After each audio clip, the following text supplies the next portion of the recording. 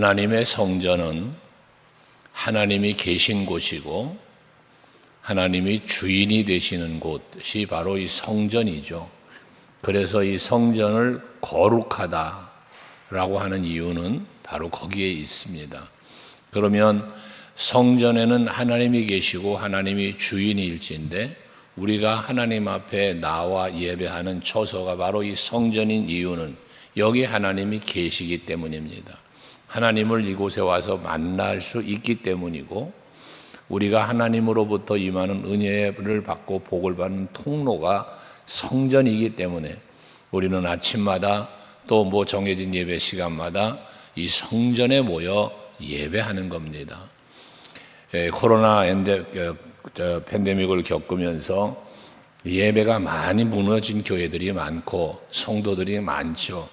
그래서 예수는 믿는데 교회는 부정하는 성도들조차 생겨버렸고 그조차도 잃어버린, 그래서 탈교회, 탈신앙의 자리로 간 그런 사람들이 참으로 많다, 우리가 통계적으로 지금.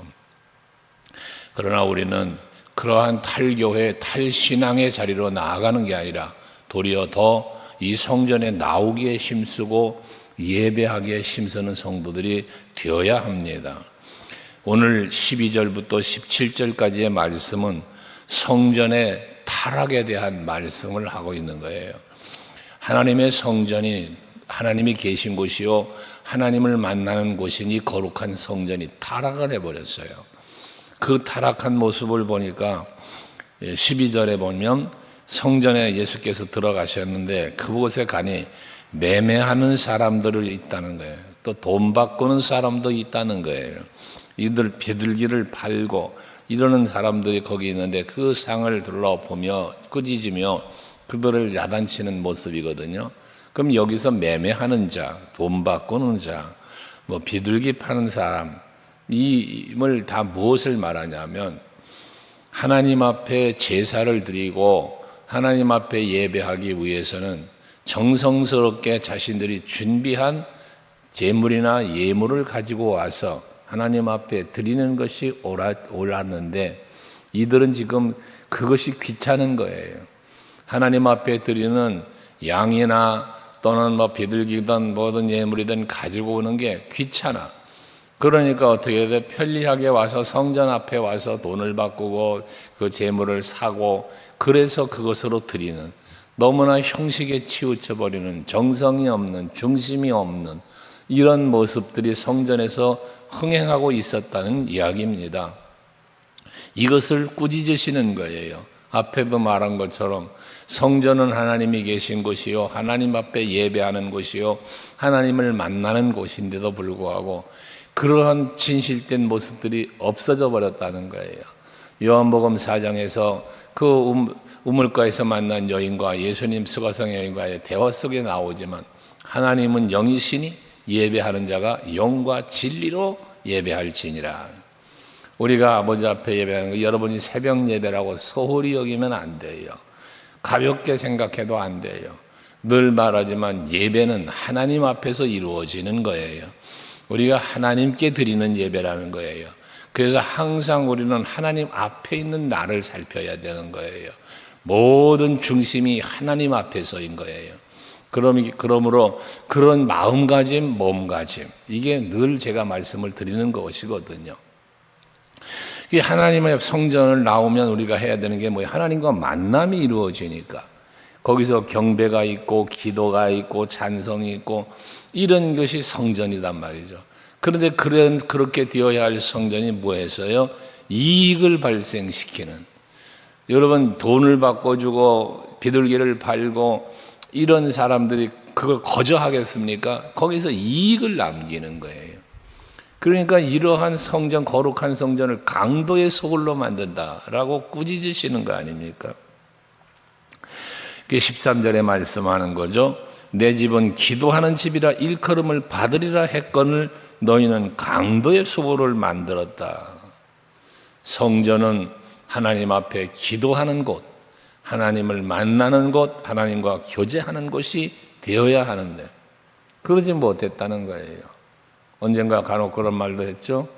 교회를 나오는 이유가 내 사업을 위하여, 내가 뭔가 이익을 얻기 위하여 교회를 나오는, 그래서 그것 때문에 대형교회를 찾아가고 거기서 만난 어떤 관계 형성을 통하여 사업의 유익을 얻고, 이런 모습들은, 이거는 교회가 교회다운 교회로 신앙생활하고 있지 못한 사람들의 모습인 것입니다.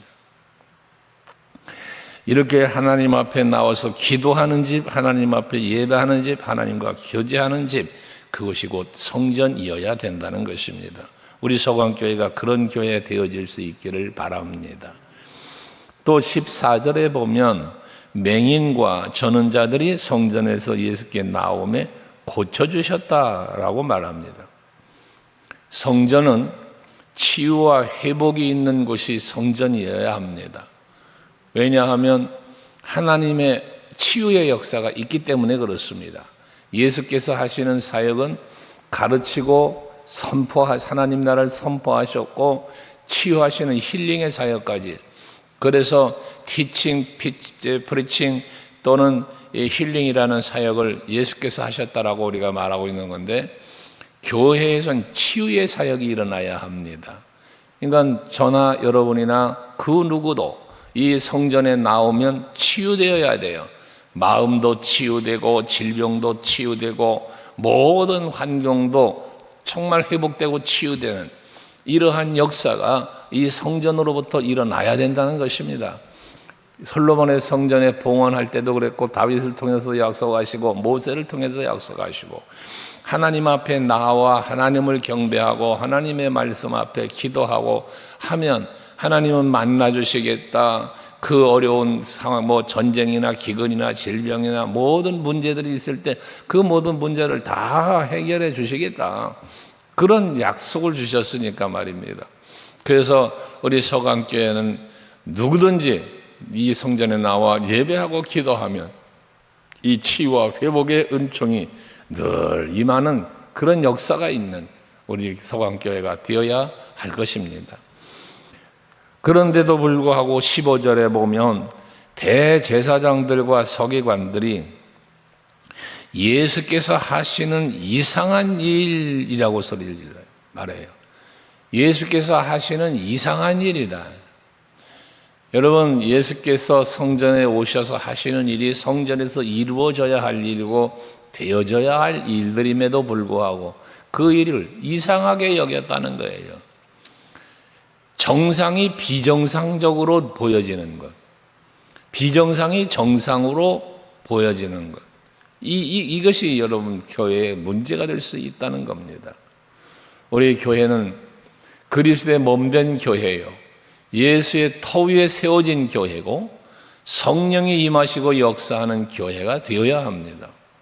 그런데 교회 안에서 그런 성령의 역사하는 일들이 나타나는 것을 이상하게 여긴다면, 이것을 마치 이단시하고 그런다면 이건 성전의 기능을 부정하는 거예요. 여러분, 성전에 나오셔서 예배하시고 성전에 나와 기도하며 머무실 때에는 이곳은 예수가 계신 곳이요, 이것은 성령이 일하신 곳임을 여러분들이 믿어야 하고, 그 되어지는 일들을 이상히 여기지 말고 오히려 어떤 성령의 역사하는 일들이 나타나고 보여질 때에 그것을 감격스럽게 여기고 하나님의 임재에 대한 여러분들의 또한 어떤 그 위로 새 힘을 얻는 그런 시간들이 되어야 할 것입니다. 이들은 이상한 일이라고 말하고 있습니다. 그런가 하면 한편, 또 다른 한편에서는 성전에서 소리를 질러 호산나 다윗의 자손이 하는 어린이들을 보고 노하여 그래요. 그러니까 성전은 하나님을 경배하고 찬송하는 것이 옳아요. 아이들이 호산나 다윗의 자손이라고 예수를 높여 찬송을 하고 있는데, 물론 예루살렘 성을 입성할 때부터, 다윗하고 입성하실 때부터 호산나 다윗의 자손이여라고 찬송을 불렀지만 이 찬송이 성전에서도 또 이루어지고 있었다는 이야기거든요. 그런데 대제사장이나 서기관들은 그런 예수께서 성전을 정결케 하시는 그 일을 보고 이상하게 여길 뿐더러 또 예수를 높여 찬송하고 있는 그 아이들을 꾸짖었다는 거예요. 노했다는 거예요. 그러니 앞에도 말한 것처럼 정상적으로 되어지는 성전에서 이루어져야 할 일을 노하고 이상히 여기고 이걸 방해하는 이러한 일들을 벌인 이들이 대제사장이요 서기관들이라는 것입니다. 오늘날 우리들이 교회에서 신앙생활을 오래 하면서 직분을 장로님들이 되고 권사님들이 되고 집사님들이 되고 교회의 생활을 오래 하는 신앙생활 하시는 분들이 자칫 잘못하면 구습을 줬던 어떤 뭐라고 표현을 해야 될까요? 그러한 것들에 매여서 새로운 역사를 이루는 성령의 역사를 거부하고 이상히 여기는 이러한 일들이 교회 안에 있어서는 안 되겠다라 그 말입니다. 항상 기억하셔야 합니다. 성전에는 하나님이 계신 곳이다. 그래서 이 성전은 하나님 앞에 예배하며 기도하는 곳이고 이 성전에서는 치유와 회복이 있는 곳이며 이 성전에서는 하나님을 이름을 높여 찬송하는 것이 옳은 일이다라는 것입니다. 그와 같은 일이 항상 이루어지도록 힘써야 하는 거예요. 교회 와서 청소도 해야 되고 주방 봉사도 해야 되고 여러 가지 일도 해야 됩니다. 그러나 그것이 중심이 아니라는 거예요. 최고의 중심은 예배여야 하고 하나님 앞에 경배하고 찬송하고 기도하는 이 우선이라는 것입니다. 그러니까 예수께서 그러한 모습을 보고 16절에 말씀하시기를 그들이 하는 말을 듣느냐? 그들이 하는 말이 뭐예요? 어린아들이 아이들이 하는 말이에요. 호산나 다윗의 자손이여 찬송하리로다. 여호와께 예수께 지금 찬송하며 경배하는 저들이 하는 소리를 듣고 있냐라는 거예요. 그들이 지금 찬송하는 내용을 듣고 있느냐 그 말이거든요.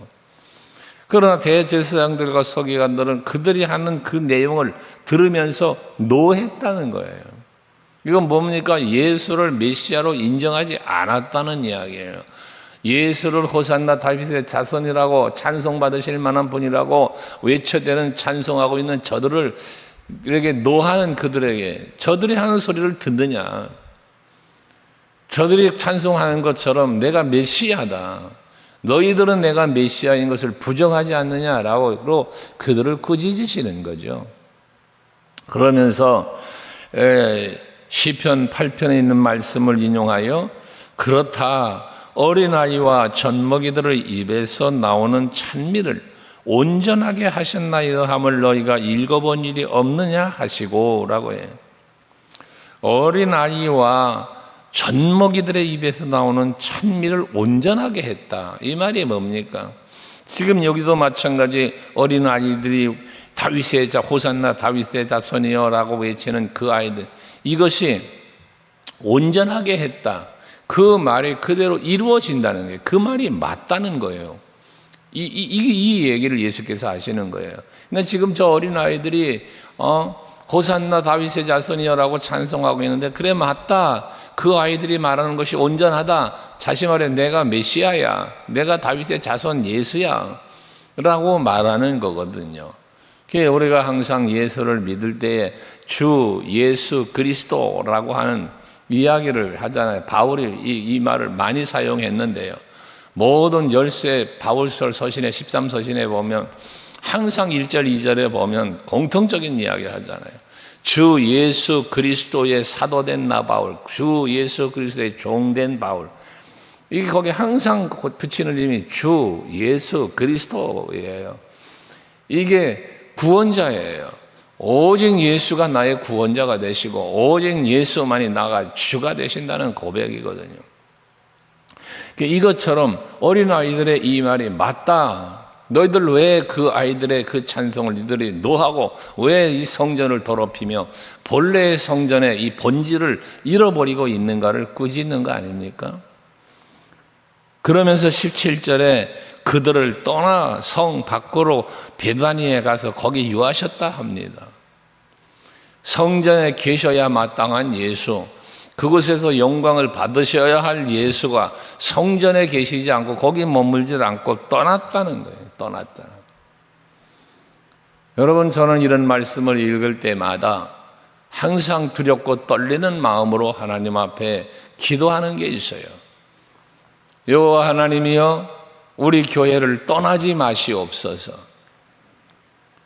여호와 하나님이시여 나에게서 떠나지 마시옵소서예요.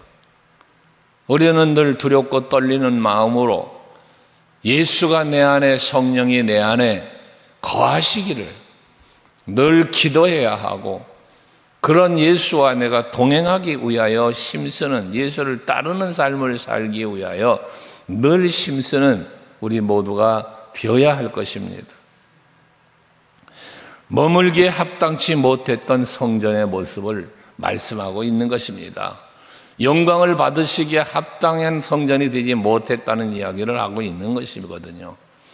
우리 서강교회는 여호와 하나님께서, 성령께서, 예수께서 영광 받으시기에 합당한 교회, 또 그런 성도들의 공동체가 되는 우리 서강교회가 될 수 있기를 바랍니다.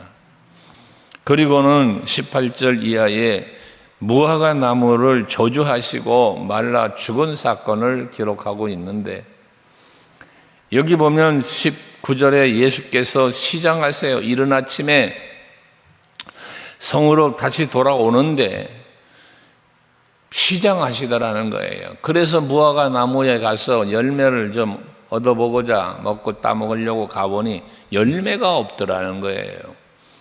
그 열매가 없는 무화과 나무를 예수께서 보시고는 예수께서 말하기를 이제부터 영원토록 네가 열매를 맺지 못하리라 라고 무화과 나무를 저주하니까 이 나무가 곧 말랐다라는 거예요.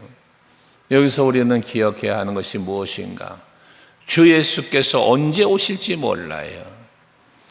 그때 여러분들에게 오셔서 열매를 찾을 때 열매 없는 자가 되어서는 아니 된다는 거예요. 요한복음 15장에 보면 무화과 나무의 비유, 포도나무 비유가 있는 것처럼 포도나무의 가지가 열매를 맺지 못하면 그 가지는 찍어 불살라 버린다고 하시지 않았습니까? 여러분, 우리는 하나님 앞에서 열매 있는 삶을 살아야 합니다. 빛의 열매, 의의 열매, 여러분 성령의 열매, 거룩함에 이르는 열매 등등 성경에서 말하는 많은 열매들이 있잖아요. 이 열매 맺는 우리들이 되어져야 주님께서 언제 오실지 모르나 내게 오셔서 열매를 찾으실 때에 그 열매를 주님 앞에 내어놓을 수 있는 열매 맺는 삶을 사는 성도들이 되어야 한다는 거예요. 오늘도 여러분들이 사시면서 열매 맺는 삶을 사시기를 바랍니다. 열매는 우리들의 생활, 삶이라고 늘 말씀드렸습니다. 내가 믿음으로 살 때 의의 열매를 맺는 거예요. 내가 죄를 버리고 하나님의 뜻을 찾아 그 뜻대로 살아가는 것, 거룩함에 이르는 열매를 맺는 거예요. 죄를 버리는 거예요. 회개하는 거예요. 떠나는 걸 말하는 겁니다. 성령을 충만하게 받아서 성령이 감동하시는 대로 그 성령의 이끌림을 받아 살아가는 것, 이 성령의 열매를 맺는 거예요. 빛의 열매를 말하지 않습니까? 에베소서에서 여러분 뭐예요? 모든 착함과 의로움과 이 모든 삶이 곧 빛의 열매라는 거예요.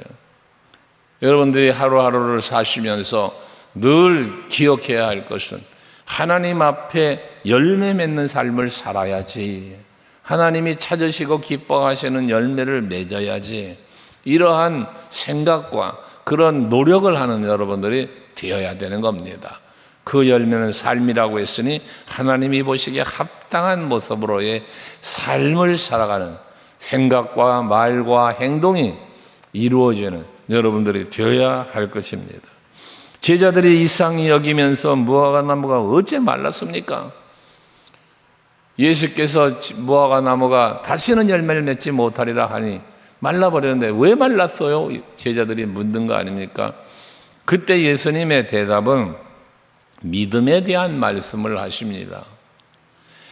만일 너희가 믿음이 있고 의심하지 않으면 이 무화과 나무에게 된 이런 일뿐만 아니라 이 산들어 들려 바다에다 던지라 하여도 될 것이요, 너희가 믿음이 있다면 내가 하는 일을 너희도 할 수 있다라는 이야기거든요. 우리가 예수와 함께하고 예수를 믿고 예수를 따른다 등등의 표현을 하는데, 그렇다면 여러분들의 신앙생활에 예수와 함께하고 예수를 믿고 따르는 그 믿음이 진정한 믿음일진데, 예수께서 하시는 모든 일들이 내 살아가는 삶의 현장에서 되어져야 한다는 사실도 말씀하는 거예요. 여러분, 믿음대로 될지어다라는 말씀을 우리가 앞에도 붙여놓고 늘 보는 건데, 이게 여러분들의 진정한 믿음이어야 한다는 거예요. 믿는다 말하면서 믿지 않는 이러한 모습들이 있거든요. 믿는다 하면서도 의심하는 이런 모습이 우리에게 있단 말이에요. 그런 것을 우리는 다 버리고 진정한 믿음으로 주를 바라며 살아갈 때, 거기에 믿음대로 되어지도록 일하시는 그런 놀라운 하나님의 역사가 여러분 삶 속에 이루어지는 거라고 말씀입니다. 그래서 예수님의 공생애 속에서 얼마나 많은 이적과 기적을 행하셨습니까? 거기에 보면 믿음대로 될지어다, 내 믿음대로 될지어다, 네 믿음이 크다, 이러한 말씀 속에 기적들이 일어나지 않습니까? 오늘 예배하는 여러분들이 바로 그런 기적의 주인공이 될 수 있는 믿음이 있기를 바랍니다. 그러면서 22절 같이 읽어요. 22절 시작. 너희가 기도할 때에 무엇이든지 믿고 구하는 것은 다 받으리라 하시니라. 할렐루야. 여러분, 여러분들이 이 아침에도 기도하는 것, 무엇이든지 믿음으로 구하는 것 다 받으리라 했습니다. 내가 믿는 것, 믿음의 대상 누굽니까? 바로 여호와 하나님이시고요. 내가 믿는 대상이 누구예요? 예수시고요. 성령이시죠. 내가 믿는 믿음의 그 대상이신 여호와 하나님이, 성령이, 예수께서 여러분들의 그 믿음대로 되어지도록 일하신다는 거예요. 받으리라 하는 거니까요. 이 아침에도 여러분들이 마음에 품고 있는 간절한 기도의 제목 모두 다 믿음의 기도를 하셔서 응답받는 이 아침이 되시기를 바랍니다. 기도하시겠습니다.